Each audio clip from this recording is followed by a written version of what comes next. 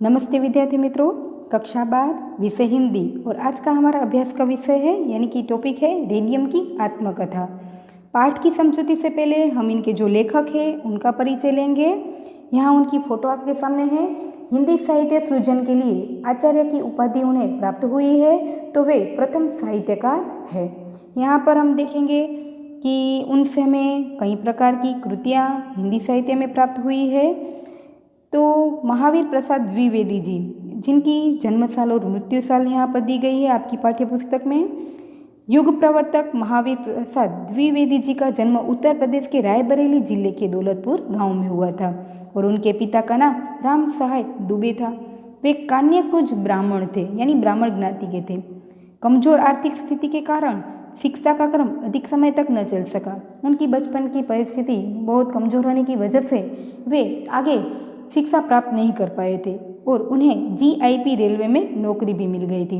कुछ समय बाद टेलीग्राफ का काम सीखकर इंडियन मिडलैंड रेलवे में तार बाबू के रूप में वे पसंद किए गए थे, नियुक्त हुए यानी पसंद किए गए थे। तो नौकरी के साथ साथ हिंदी विषय के अलावा मराठी, गुजराती, संस्कृत आदि का भी उन्होंने गहन रूप से उनका अभ्यास किया था। सन 1930 से वे सरस्वती पत्रिका के संपादक रहे हैं और उनमें काफ़ी लंबे समय तक वे कार्यशील रहे। वे एक भाषा शास्त्री, रचनाकार, अनुवादक, व्याकरण, इतिहासज्ञ, अर्थशास्त्री होने के साथ साथ विज्ञान में भी गहरी रुचि रखने वाले व्यक्ति थे।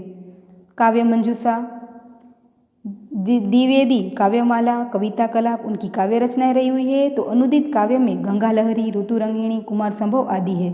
तो अनुदित गद्य रचनाओं में भामिनी विलास, अमृत लहरी, शिक्षा स्वाधीनता, चल चिकित्सा, हिंदी महाभारत आदि उनकी अनुदित गद्य रचनाएं हैं तथा हिंदी शिक्षावली तृतीय भाग की समीक्षा, वैज्ञानिक कोश, नाट्यशास्त्र, हिंदी भाषा की उत्पत्ति, संपत्ति शास्त्र, विज्ञान वार्ता, वाणी विलास, विचार विमर्श आदि यहाँ पर उनकी कई कृतियाँ के नाम दिए गए हैं। अब बात करते हैं इस पाठ की। तो इस पाठ का नाम है रेडियम की आत्मकथा। आत्मकथा का नाम शायद आप लोगों ने सुना है और उनके बारे में जानते हैं। तो यह हमारा गद्य साहित्य का एक स्वरूप है जिनमें व्यक्ति अपने जीवन की हर परिस्थितियों को यथार्थ रूप में वर्णन करता है, जिन्हें हम आत्मकथा के रूप में जानते हैं। अब बात करते हैं कि रेडियम का नाम आप लोगों ने सुना है। रेडियम क्या है, वह मनुष्य के लिए किस प्रकार उपयोगी है, उनकी बात करने से पहले यहाँ पर आपको एक चित्र दिखाया है। तो रेडियम श्वेत रंग का एक पदार्थ है, बहुमूल्य पदार्थ है और कहा जाता है कि वे लंबे समय तक अपना प्रकाश नहीं खोता है। तो आज मनुष्यों ने उनका उपयोग किस प्रकार किया है, कृत्रिम रूप से हम देखें तो मनुष्यों के हाथ में जो घड़ी होती है उनके कांटों में भी इनका उपयोग किया जाता है कृत्रिम रूप से। या तो आप सड़क पर देखेंगे तो कुछ टैग होते हैं जिनमें भी रेडियम का प्रयोग है, जो अंधेरे में चमकने लगता है और हमारे लिए उपयोगी है। तो पशु सुरक्षा के लिए भी लोग क्या करते हैं, ऐसे पशुओं के सींग पर क्या करते हैं, एक ऐसे रेडियम वाले स्टिकर लगाते हैं ताकि रात के अंधेरे के समय में उनकी सुरक्षा की जाए।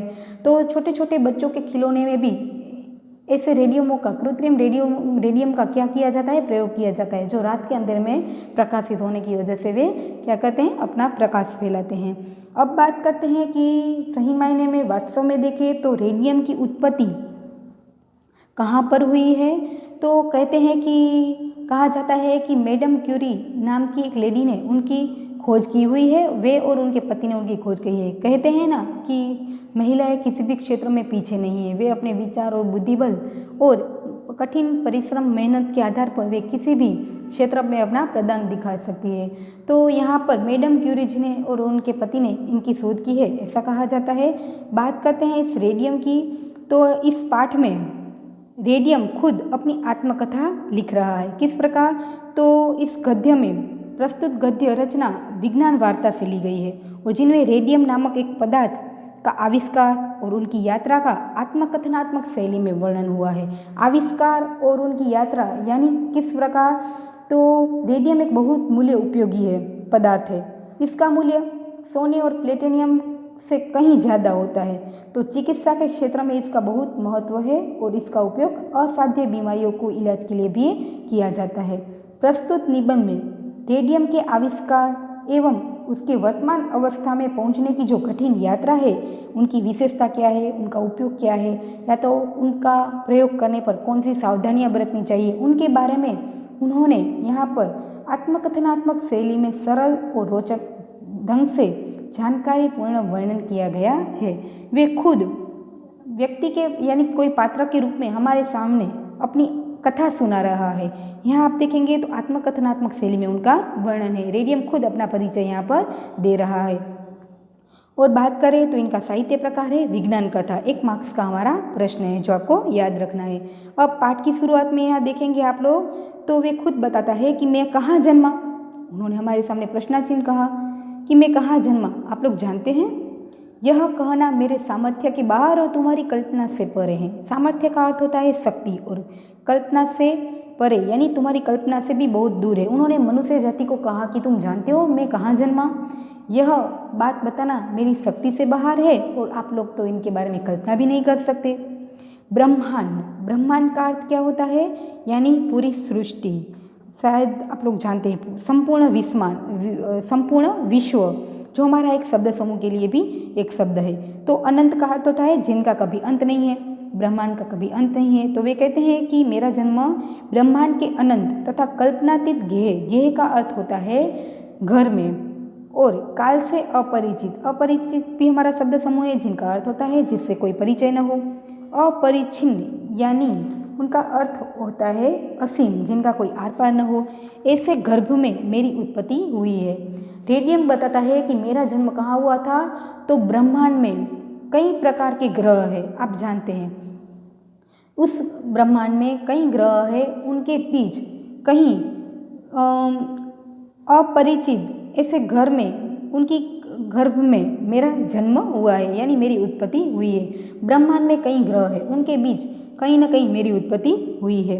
मैं अकेला, निराधार, निराधार यह शब्द समूह है जिनका अर्थ होता है जिनका कोई आधार नहीं है। मैं अकेला निराधार उस अनंत शून्य में बहुत वर्षों तक इधर उधर घूमता रहा। उन्होंने क्या कहा कि मैं अकेला किसी के सहाय के बगैर निराधार होकर अनंत शून्य में बहुत वर्षों तक इधर उधर चारों ओर घूमता रहा। इसी बीच मेरे साथ एक अद्भुत घटना घटित हुई। परमाणु की एक ज्योतिर्मय धारा ने, ज्योतिर्मय का अर्थ होता है ज्योति से पूर्ण यानी प्रकाशमय, मुझे चारों ओर से घेर लिया और मैं वायव्य सागर का एक अंश बन गया। वायव्य यह हमारा शब्द समूह के लिए एक शब्द है और बहुत ही इम्पोर्टेंट शब्द है। इनका अर्थ क्या होता है पश्चिम और उत्तर के बीच की जो दिशा होती है उन्हें वायव्य दिशा कहते हैं। तो उन्होंने कहा कि मेरा तो जन्म एक परमाणुओं की एक ज्योतिर्मय प्रकाशमय धारा ने मुझे चारों ओर से घेर लिया और मैं पश्चिम और उत्तर के बीच की दिशा का एक अंश बन गया। इस दशा में यानी इस परिस्थिति में कई युगों तक और कई तमाशा देखता जाता था कि कैसे एक परमाणु दूसरे, तीसरे आदि परमाणुओं से मिलकर आकार का एक रूप धारण कर रहे हैं। अब गर्मी बढ़ने लगी और असह्य उठी। असह्य का अर्थ है जिसे सहा न जाए, यह भी हमारा शब्द समूह है। बिजली चमकने लगी, हलचल मच गई। क्या हो रहा है मुझे कुछ समझ में नहीं आया। परमाणु धक्के पर धक्के खाने लगे और उनकी गति वेगवंती हो गई, वेगवती यानी और बढ़ गई। इस अवस्था में यानी इस दशा में, इस परिस्थिति में कई अरब वर्षों तक रहकर मैंने देखा कि मैं तो एक अत्यंत जलती हुई और उत्तम वस्तु का एक अंश हूँ। उन्होंने क्या कहा, अपना परिचय देते हुए कहा कि इन ब्रह्मांड में कई ग्रहों के बीच मैंने देखा कि कई परमाणु एक से दूसरे, दूसरे से तीसरे से मिलते हुए एक दूसरे से धक्के खाते हुए कई आकार बन रहे हैं और मैंने अपने आप को पहचाना कि मैं एक अत्यंत जलती हुई वस्तु हूँ, वस्तु का एक उत्तम अंश हूँ। इस चलती हुई अवस्था में मैं कई युगों तक पड़ा रहा, कई युगों तक मैं इसी दशा में रहा। फिर आके कहते हैं कि निदान यानी मतलब यह हुआ कि 10 दिशाओं में बड़ा गर्जन होने लगा और मेरे पहले संसार की रचना हुई। वहाँ से मेरा पहले संसार की शुरुआत हुई। मैं इस संसार में कैसे प्रविष्ट हुआ यानी किस प्रकार में यहाँ आया, कैसे धीरे धीरे एक सुंदर ग्रह बना जो जीवित प्राणियों से भरा हुआ और बड़े बड़े नगरों से सुशोभित था। रेडियम बताता है कि जब मैं पहले संसार में आया तो वह संसार कई जीवित प्राणियों से भरा हुआ था और कई नगरों से सुशोभित था। इन विषयों का विस्तार करके मैं आपको थकाना नहीं चाहता हूँ। वे आगे बात बताने के लिए मना करते हैं। यह नवीन संसार निर्जल मरुभूमि में परिणित हो गया। मरुभूमि यानी रेगिस्तान और निर्जल जहाँ कोई जल नहीं है ऐसी स्थान। वे कहते हैं कि यह पहला मेरा नवीन संसार निर्जल मरुभूमि में हो गया और अंत में फटकर मिट गया, नाश हो गया। ज्योतिर्मय वायव्य पदार्थों के रूप में परिणित हो गया। इस महाप्रलय काल में मैं इस संसार से बड़े वेग से फेंका गया और दूसरे संसार में पहुंचा। यह दूसरा संसार भी कालांतर में नष्ट हो गया, यानी समयांतर नष्ट हो गया। वे यहाँ बताते हैं कि मेरा जन्म पहले ब्रह्मांड के कई ग्रहों के बीच हुआ, फिर वहाँ से मेरे एक नए संसार की रचना हुई, वहाँ से मैं दूसरे संसार में पहुँच गया, दूसरे से तीसरे में, और वहाँ से मैं किस प्रकार आपकी पृथ्वी पर आया हूँ वे उनके बारे में आगे बताते हैं। आगे कहते हैं कि इसी प्रकार मैं एक से दूसरा, दूसरे से तीसरा, तीसरे से चौथा आदि अनेक ब्रह्मांडों की यात्रा करता हुआ और अनेक देशों का चक्कर लगाता हुआ उस अग्निकुंड में गिरा, जो सिकुड़ते सिकुड़ते तुम्हारी पृथ्वी बन गई थी। यानी वे कहते हैं कि अंत में मैं तुम्हारी मनुष्य जाति को बताते हुए कहते हैं कि अंत में मैं तुम्हारी पृथ्वी पर पहुंच गया। मैं पृथ्वी के ऊपरी भाग पर रहना नहीं चाहता था। ऐसा उन्होंने क्यों कहा?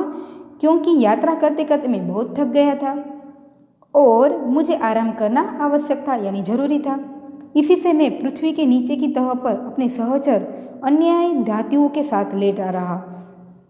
हम जानते हैं कि हमारी पृथ्वी के नीचे की तह पर कई अन्य धातुएं रही हुई है जो मनुष्य के लिए कभी न कभी किसी के रूप में हमारे लिए उपयोगी है। तो वे कहते हैं कि जब मैं पृथ्वी पर आया तो मैं ऊपरी तह पर रहना नहीं चाहता था, क्योंकि मैं चक्कर काटते काटते बहुत थक गया था। इसलिए मैंने पृथ्वी के नीचे की तह पर मेरे जो अन्य सहचर थे, यानी मेरे जो अन्य साथी थे, उन धातुओं के साथ लेटा रहा। घोर निद्रा ने आकर घेरा और मैं कुंभकर्णी नींद में निमग्न हो गया। निमग्न हो जाना यानी खो जाना, पूरी तरह डूब जाना। वे कहते हैं कि मैं उन नए मिले हुए मित्रों के साथ अपने जीवन में खो गया। निंद्रा पूरी भी नहीं हुई थी कि मुझे यात्रा करने के लिए फिर उठना पड़ा। वे आगे बताते हैं कि अभी तो मेरी नींद पूरी भी नहीं हुई थी, अपने मित्रों के साथ रहने में मुझे कहीं इतने दिन भी नहीं हुए थे और फिर मुझे जागना पड़ा। उन्हें किसने जगाया? आगे वे कहते हैं कि इसी प्रकार मैं इस हिरण्य गर्भ के पेट में कई करोड़ कई पद्मों वर्षों तक, यानी कई वर्षों तक विद्यमान था। विद्यमान का अर्थ होता है हाजिर था, किंतु कुछ दिन पहले तक कोई मेरा पता न पा सका था। वे कहते हैं कि इस पृथ्वी के पेटाड़ में मैं कई वर्षों तक अपने साथियों के साथ था, तब तक तो किसी ने मुझे नहीं जाना। धरती का ऊपरी भाग आंधी पानी, आंधी का अर्थ होता है तूफान, आंधी पानी से कट कट कर समुद्र में डूबता गया और मैं प्रबल शक्तियों द्वारा हजारों वर्षों में ऊपर की ओर निकलता गया। उन्होंने कहा कि मैं धरती के पेटाल में कई वर्षों तक था, परंतु कोई जान नहीं पाया। पर जैसे ही आंधी तूफान की वजह से, आंधी पानी की वजह से मैं समुद्र में डूबता गया और प्रबल शक्तियों के द्वारा हजारों वर्षों में मैं ऊपर की ओर खींचता गया। बहुत सी खनिज धातुओं के साथ मेरी बड़ी गाढ़ मित्रता हो गई थी। फिर मेरा परिचय कई अन्य धातुओं के साथ भी हुआ। वे मेरे मित्र बन गए थे, उनके साथ मैं कई वर्षों तक वहाँ रहा। मैं बराबर उनके साथ रहता था और उनके सुख दुख में बराबर सहानुभूति भी रखता था। वे कहते हैं कि वे सब मेरे इतने बड़े मित्र बन गए थे कि मुझे उनके साथ रहना अच्छा लगता था। अंत में वैज्ञानिकों ने मुझे मेरे चीर संगियों से अलग कर दिया। चीर संगी यानी लंबे समय तक साथ में रहने वाले ऐसे मित्रों से उन्हें अलग कर दिया, मनुष्यों के सामने उपस्थित कर दिया। वे कहते हैं कि मैं अब पृथ्वी के पेटाल में कई खनिज पदार्थों के साथ, अपने उन मित्रों के साथ अपना जीवन व्यतीत कर रहा था, उनके सुख दुख का सहभागी रहा था। परंतु वैज्ञानिकों ने मुझे आप जैसे मनुष्यों के सामने उपस्थित कर दिया और मेरे जो लंबे समय के जो मित्र रहे हुए थे उनसे मुझे अलग कर दिया। आगे वे बताते हुए कहते हैं कि वियोग का फल बड़ा कड़वा होता है। उन्होंने ऐसा क्यों कहा? यह हमें 2 मार्क्स के प्रश्न में पंक्ति के स्वरूप में भी पूछा जाता है। तो उनका अर्थ यह होता है कि वियोग यानी अलग होना। मिलन और वियोग 2 विपरीत स्थिति है। मिलन में आनंद होता है तो जबकि वियोग में एक दूसरे से अलग होने का दुख होता है। आप भी कभी कभी अपने मित्र से मिलते हैं तो आपको बहुत अच्छा लगता है, उनसे दूर जाते हैं तो आपको बुरा लगता है। कभी कभी यह दुख असह्य रूप धारण कर लेता है और उसकी व्याकुलता बढ़ जाती है। किसी भी तरह मन को चैन भी नहीं मिलता है और प्रिय की याद निरंतर मन को व्याकुल कर देती है। इसी तरह वियोग का फल बड़ा कड़वा होता है। रेडियम कहता है कि वैज्ञानिकों ने मुझे मेरे मित्र से अलग कर दिया, खनिज मित्रों से अलग कर दिया, तो मुझे भी बहुत बुरा लगा। यदि मैं चाहता तो इस वियोग का फल पहले वैज्ञानिकों को और फिर मनुष्यों को चखा देता। वे कहता है कि मेरा प्रयोग सही तरह से न जाने उनको मैं काफ़ी नुकसान भी पहुंचा सकता हूँ। मैं चाहता तो उनको मज़े चखा सकता था, किंतु ऐसा करना मुझे मंजूर न था। उन्हें ऐसा करना क्यों मंजूर न था? तो वे कहते हैं कि अलग अलग लोगों में अपना जो सम्मान की बात आती है उन्हें समझाते हुए कहते हैं कि जिस प्रकार पशुओं में सिंह की धाक जमी रहती है, देवताओं में इंद्र जैसा मान पाते हैं और कंकड़ों में रत्न जैसे सम्मानित होता है, वैसे ही मैं मौलिकों का राजा बन बैठा था और इस स्थान पर मनुष्यों ने ही मुझे बिठाया था। उन पर मेरे प्रसन्न रहने का यही कारण था। वे कहते हैं कि कोई भी व्यक्ति है, उन्हें महत्वाकांक्षा का कोई अंत नहीं होता है। रेडियम भी सर्वश्रेष्ठ धातु बनने की महत्वाकांक्षा रखता था। उसकी इच्छा थी कि जैसे देवताओं में इंद्र का स्थान सबसे ऊंचा है, या तो पशुओं में सिंह की धाक जो जमी रहती है, कंकड़ों में हीरे और मोती की जो सर्वश्रेष्ठ रत्न के रूप में है, उसी प्रकार वे एक श्रेष्ठ धातु के रूप में बन बैठा था और वहाँ उन्हें मनुष्य ही लाए थे। इसलिए वे मनुष्यों को कष्ट पहुँचाना नहीं चाहता था, इसलिए यही कारण था उनकी प्रसन्नता का। वे अब खुश रहने लगा था। आगे वे बताते हैं कि मेरी उत्पत्ति विंच ब्लेंडी नामक एक खनिज पदार्थ से हुई है। यह हमारा 1 मार्क्स का विकल्प है, जो IMP प्रश्न है, काफ़ी बार पूछा भी गया है कि उनकी उत्पत्ति कब किससे हुई थी। विंच ब्लेडी, यहाँ एक शब्द गलत है, पीच नहीं परंतु विंच ब्लेडी नामक खनिज पदार्थ से हुई थी। यूरानियम उनके पितामह है। पितामह का अर्थ क्या होता है? पिता के भी पिता। और आयोनियम उनके पिता है, यानी कि रेडियम के पिता है। यहाँ से हमें 1 मार्क्स के विकल्प भी मिलते हैं कि आयोनियम और रेडियम के बीच क्या रिश्ता है। तो आयोनियम और रेडियम के बीच पिता पुत्र का रिश्ता है। आगे वे कहते हैं कि यूरानियम हमारे पिता के भी पिता कहलाते हैं और आयोनियम हमारे पिता कहलाते हैं। अर्थात यदि तुम यूरानियम को कुछ देर यूं ही रख दोगे तो उससे आप ही आप क्या बन जाएगा? आयोनियम बन जाएगा और आयोनियम से मैं बन जाऊंगा। इस बात को समझाने के लिए उन्होंने यहाँ एक पारस पत्थर की बात कही है। तो हमें 2 मार्क्स के प्रश्न में पूछा जाता है कि पारस पत्थर क्या है। आप लोग जानते हैं क्या उनके बारे में? पारस पत्थर का नाम बहुत ही प्रसिद्ध है। यह पारस पत्थर अपने स्पर्श से लोहे को सोने में और झसक को चांदी में परिवर्तित कर देता है। यही उनकी एक विशेषता रही हुई है कि वे किसी भी निम्न श्रेणी की धातु को उच्चतम श्रेणी की धातु में परिवर्तित करता है। तो यह हमारा 2 मार्क्स का प्रश्न है। उनके बारे में आगे वे बताते हुए कहते हैं कि अच्छा, तुमने कभी पारस पत्थर का नाम सुना है? यह वह पत्थर है जिसके स्पर्श से लोहा भी सोना बन जाता है और झसक चांदी का रूपांतरण ग्रहण करता है। यह पत्थर पहले भारतवासियों के पास था। यह हमारी एक बहुत ही क्या थी, उपयोगी वस्तु थी, जो अमूल्य विरासत थी। भारत के पास पारस पत्थर नामक का एक अमूल्य विरासत थी, संपत्ति थी। ऐसा मानते हैं कि उसके स्पर्श से लोहा सोना बन जाता है और झसक चांदी में बदल जाता है। यह पत्थर भारतवासियों के पास था, या वे निम्न श्रेणी की धातु को उच्च श्रेणी की धातु में बदलना जानते थे। पश्चिम के वैज्ञानिक भारतीयों की इस विरासत पर विश्वास नहीं करते थे, लेकिन जब रेडियम उनकी समझ में आ गया कि यूरानियम से रेडियम और रेडियम से हीलियम धातु बनती है, उसी प्रकार अन्य धातुओं से एक दूसरे का रूपांतरण ग्रहण किया जा सकता है, तब उन्हें इस ज्ञान पर विश्वास हुआ और भारतीयों की इस विरासत पश्चिमी वैज्ञानिकों के पास चली गई। यहाँ उन्होंने उनकी बात बताते हुए कहा है कि यह पत्थर पहले भारतवासियों के पास था, अथवा यूँ कहो कि वे एक निम्न श्रेणी की धातु को उच्च श्रेणी की धातु में परिणित करना जानता था, किंतु पश्चिमी वैज्ञानिकों ने इसे कपोलकल्पित वस्तु माना, यानी मनगत वस्तु माना, कल्पना की बात माना, बताया और उसकी हंसी उड़ाई।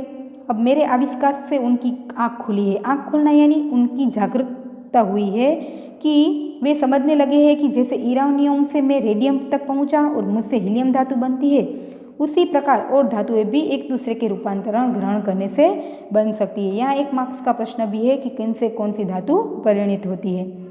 अब उनका ध्यान पारस पत्थर की सत्यता की ओर गया। उनमें कितने तो ऐसे हैं जो यह कहते हैं कि पारस पत्थर की समस्या हल हो गई, किंतु वे नहीं जानते हैं कि पारस पत्थर बनाने में अभी उन्हें कभी वर्षों भी लगेंगे। वे जानते थे कि पारस पत्थर मिल गया, समस्या हल हो गई। यह बात उतनी सही नहीं है, अभी तो आगे और कई करामतें भी मिलेगी। आगे वे बात करते हैं कि मेरा मूल्य इतना अधिक है कि मैं संसार की सभी वस्तुओं में बहुमूल्य हूँ। यहाँ वे अपनी उपयोगिता बताते हुए और उनकी विशेषता बताते हुए वे बात करते हैं। तो आपको सविस्तर प्रश्न भी यहाँ से पूछा जाता है कि रेडियम की उपयोगिता के बारे में अपने विचार लिखिए, या तो वे हमारे लिए किस प्रकार उपयोगी है। तो आगे वे कहते हैं कि मेरा मूल्य बहुत ही अधिक है। मेरे एक कर्ण का जितना दाम है उतने में सोना और प्लेटिनियम के ढेर मिल सकते हैं।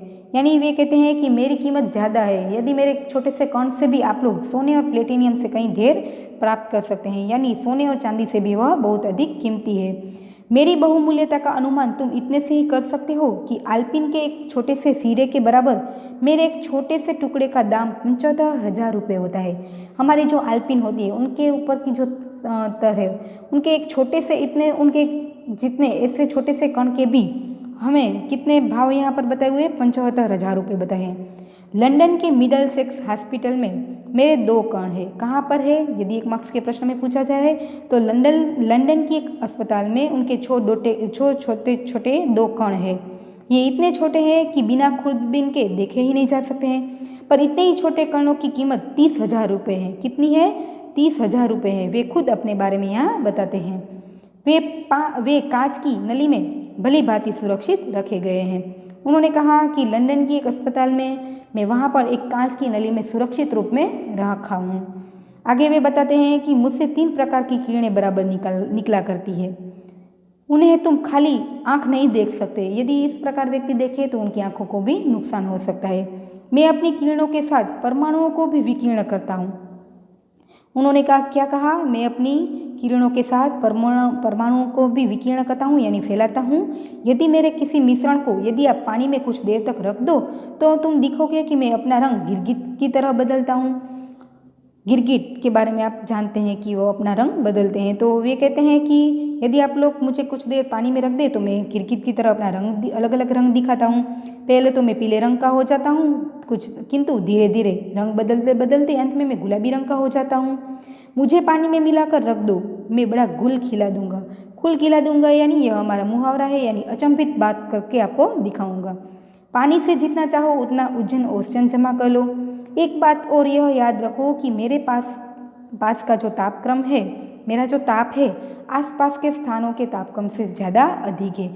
इसलिए कहा जाता है कि रेडियम को ऐसे ही हम हाथ से नहीं छू सकते हैं। उनका ताप इतना होता है कि यदि उनको हम छुए तो हमारे हाथ में फफोले भी बन पड़ते हैं। यहाँ उनकी बात बताते हुए आगे वे कहता है कि अब मेरी कुछ उपयोगिताओं के बारे में सुनो। यहाँ मेरी उनकी विशेषता थी तो मेरी कुछ उपयोगिता को भी समझ लो।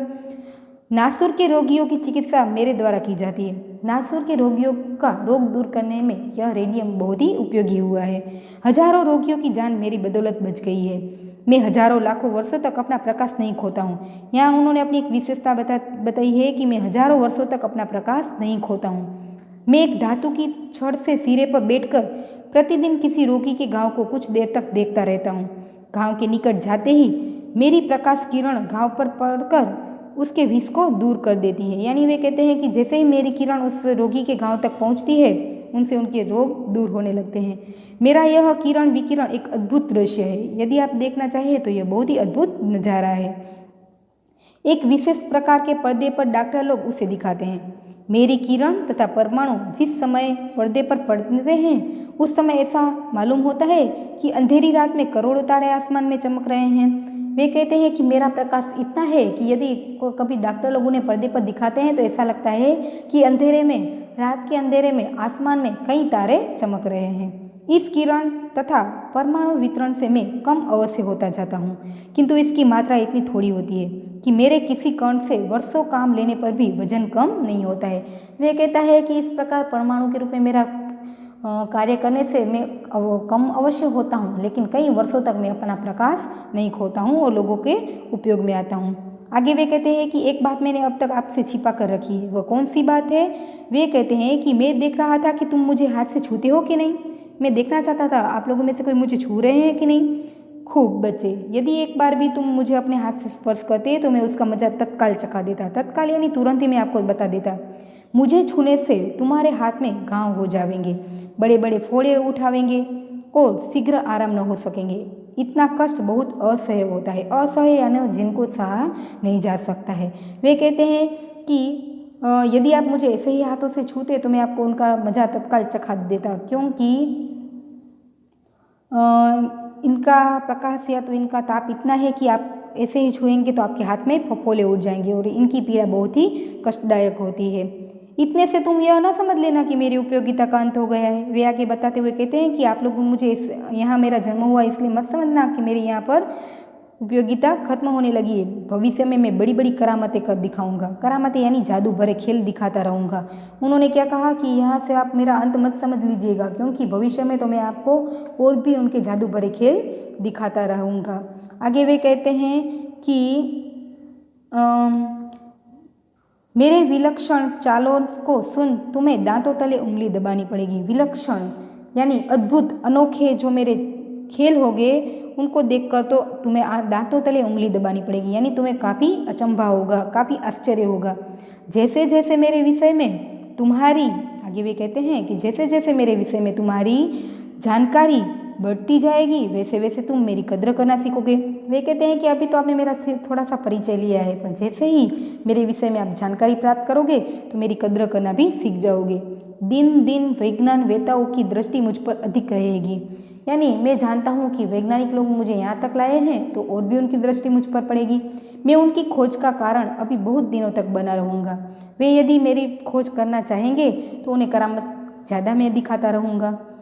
मेरा ही नाम धारण कर एक कृत्रिम वस्तु चल निकली है, जो हम लोग जानते हैं। मैंने पहले भी कहा कि बच्चों के छोटे छोटे खिलौने में या तो रोड ट्रैक पर या तो पशुओं की सुरक्षा के लिए या तो ऐसे कई स्टिकर है रेडियम के, जो प्लेटिनियम गाड़ी की जो प्लेट होती है नंबर प्लेट उन पर भी लगाया जाता है। तो ये एक प्रकार से कृत्रिम वस्तु है चल निकली है जो मनुष्य के लिए काफ़ी उपयोगी रही हुई है और अंधेरे के प्रकाश में वे इतना चमकती है कि मनुष्य की सुरक्षा करती है। यहाँ हम बात करें तो वे कहते हैं कि मेरा ही नाम धारण कर एक कृत्रिम वस्तु चल निकली है जो घड़ियों में लगा देने से अंधेरे में स्वयं चमकने लगती है। देखो तो सही, मैं सारे ब्रह्मांड का चक्कर लगाकर तुम्हारी कलह की घड़ी में मौजूद हो चुका हूँ। इतनी यात्रा करने पर भी तुम भूल कर यह न समझ लेना कि यहाँ आकर मेरी यात्रा पूरी हो गई है। मैं अभी और भी यात्रा करूँगा और करता जाऊँगा। वे कहते हैं कि यहाँ वर्तमान तक पहुँचने पर यह मत समझ लेना मेरी उत्पत्ति कहाँ हुई, मैं किस प्रकार एक संसार से दूसरे संसार तक पहुँचा हूँ, या तो आगे आप लोगों तक वर्तमान में किस प्रकार यात्रा करके मैं यहाँ पहुँचा हूँ। तो यह मत समझ लेना कि मेरी यात्रा वर्तमान तक पहुँचकर खत्म हो गई है। मैं तो आगे और भी अपना खेल दिखाता रहूँगा। परंतु आगे वे अपनी एक नाराज़गी व्यक्त करते हुए कहते हैं, बस एक बात और कि मैं भारतवासियों पर प्रसन्न नहीं हूँ। वे भारतवासियों पर क्यों प्रसन्न नहीं है? एक मार्क्स का विकल्प है कि वे किन पर प्रसन्न नहीं है? भारतवासियों पर प्रसन्न नहीं है। क्यों प्रसन्न नहीं है? क्योंकि वे मेरी कद्र करना नहीं जानते हैं। उन्होंने कहा कि मैं भारतवासियों से नाराज हूँ, वे मेरी कद्र करना ठीक से नहीं जानते हैं। देखो भारत में कितनी ऐसी खाने हैं जहाँ मैं विद्यमान हूँ, यानी मैं हाजिर हूँ, उपस्थित हूँ, परंतु मेरी उपस्थिति के बारे में वे जानते नहीं हैं। किंतु उनमें इतनी शक्ति ही नहीं है या तो उनका अधिकार नहीं है कि वे मुझे खोद कर निकालें और मेरी उपयोगिता को समझे, इसलिए वे नाराज है। तुम मुझे आदर की दृष्टि से देखो, तुम मेरी उपयोगिता को समझो, मेरी कद्र करना सीखो, फिर देखो कि मैं तुम्हारा दास बनने को भी तैयार हूँ। दास यानी सेवक। वे कहता है कि तुम लोग मेरी सही उपयोगिता के बारे में अभी तो जानते ही नहीं है। यदि आप मेरे बारे में जानते होगे या तो जानने का प्रयत्न करोगे तो मैं आपकी भारत की धरती पर ही विद्यमान हूँ, और यदि आप लोगों ने मुझे पहचान लिया तो मैं आपको और उपयोगी साबित होता जाऊँगा। मैं आपका दास बनने के लिए भी तैयार हूँ। यहाँ देखेंगे विद्यार्थी मित्रों, पूरे पाठ की आप लोगों ने समझौती प्राप्त की है। तो यहाँ देखेंगे इनके स्वाध्याय में कई प्रश्न है, जिनमें से 1 मार्क्स के प्रश्न और सविस्तर जो प्रश्न है वह हमें ज़्यादातर पूछे जाते हैं। तो इस पाठ में हमने देखा कि रेडियम की उत्पत्ति कब हुई। रेडियम की उत्पत्ति ब्रह्मांड के अनंत अकल्पनीय ग्रह में हुई थी। वह उस समय शून्य में कई काल इधर उधर भटकता रहा, फिर वे हमारी पृथ्वी तक पहुँचा। पृथ्वी में वैज्ञानिकों ने उनकी खोज की, मनुष्यों के सामने लाए, उनकी उपयोगिता का महत्व समझाया। तो उनकी उत्पत्ति, उनका आविष्कार, उनकी वर्तमान समय तक की जो यात्रा है, उनके बारे में रेडियम ने खुद हमारे सामने आत्मकथनात्मक शैली में वर्णन किया है। आशा है कि आपको यह पूरा पाठ समझ में आ गया होगा। इनके जो प्रश्न के उत्तर है वे आप लोग नोटबुक में लिखेंगे। नमस्ते।